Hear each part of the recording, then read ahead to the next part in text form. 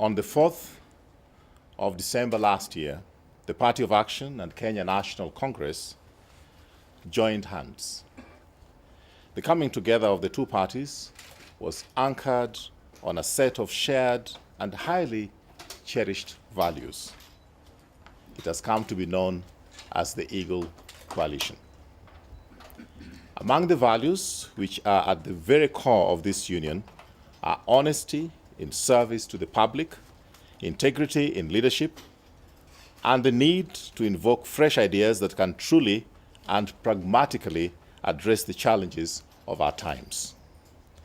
The main challenge, as we know it in this coalition, is the reality of youth unemployment and lack of opportunities through which to put individual talent into gainful use. I would like to assure those who share these principles that at Eagle Coalition we remain firmly committed to protect those principles. And like many of my contemporaries, I've had the privilege to travel the width and breadth of this Kenya as I campaigned to be elected to the office of our beloved country. I did this not guided by the all too common notion that to be president is to possess the power to rule and lord it over others. Instead, for me, the presidency is all about getting the opportunity to serve and make a positive and lasting difference in people's lives. To me, seeking the presidency has never been informed by the desire to enjoy the trappings of power. Rather, by my desire, down deep, has been to bear the responsibility of ensuring a better, safer, and more fulfilling life for our people, especially the youth and our children. After all, the best legacy is what you have to do to assist others than what you have done for self. With my understanding that leadership is about service to others, I am at a loss of when the fight for positions of leadership becomes a life and death zero-sum game where those looking for leadership are ready to maim or kill and swim and wade through blood to get to office. The leadership of our country should never be about the personal welfare of the leader and his immediate family, friends, cronies, clan, or tribe. The leadership of this country must always be about the welfare of all of us in this country. Every Kenyan, irrespective of his or her place of origin, social status, creed, or size of his community or her community of origin, is rightfully a worthy stakeholder of this our country. I know, and I believe,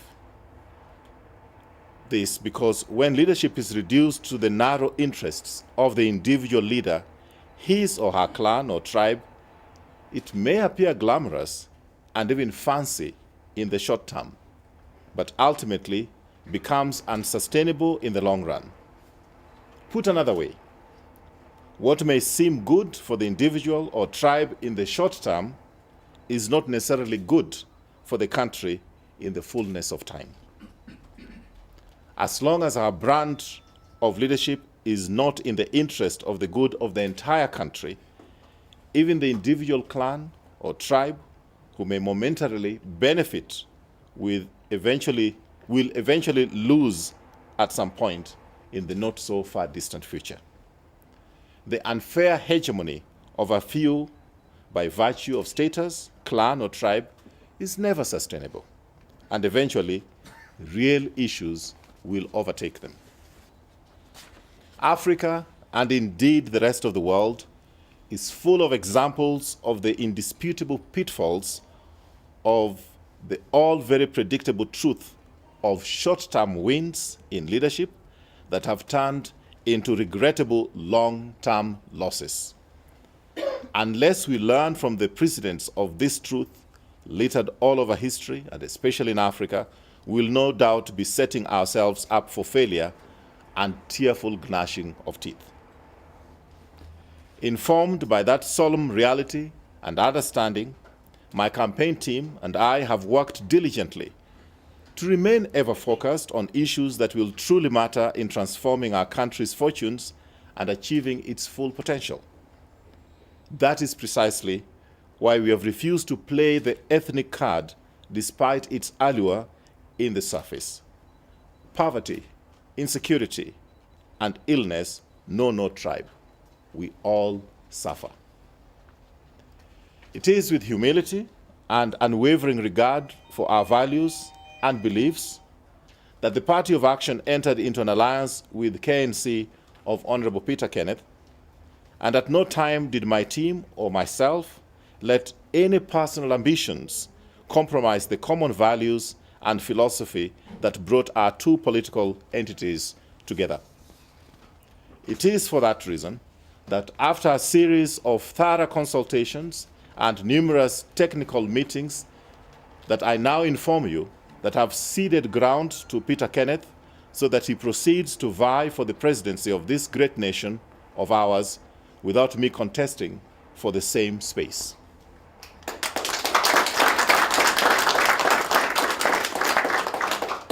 This I do with full understanding of what Peter Kenneth stands for and is on record for having demonstrated this capability in serving his constituency, guided by the values the Eagle Coalition espouses.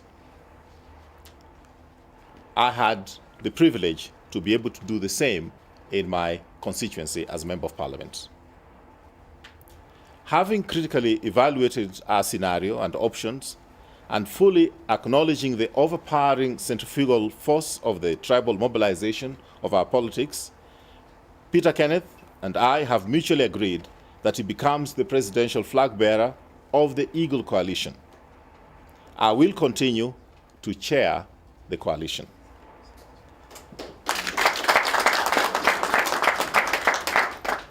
The coalition's running mate is going to be shortly announced by Peter Kenneth. It is a running mate choice that is based on passing the torch to the next generation. Meanwhile, I will support Peter's candidacy and remain in the Eagle Coalition. I urge all Party of Action members and Kenya National Congress members, friends and supporters to accord Peter every support in this campaign. Meanwhile, I also take this opportunity to thank my family. My daughter is standing there. My supporters, volunteers, the staff of Party of Action. I especially want to thank the immediate members of my family, some of them, including my mother, who have had to put up with some very vulgar vernacular abuses. And I want to tell them I'm sorry for any pain I've put them through, but it was for good cause. My resolve to continue serving fellow Kenyans in ways that promote harmonious coexistence among our people and creating an atmosphere where Kenyans can finally free themselves from negative ethnicity and where our dignity as a people is assured remains firm.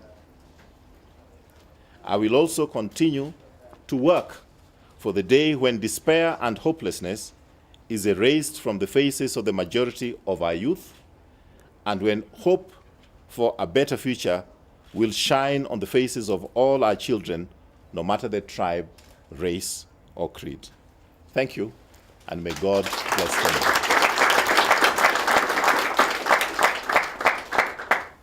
I now have the singular opportunity and privilege to invite a brother who is very dear to me.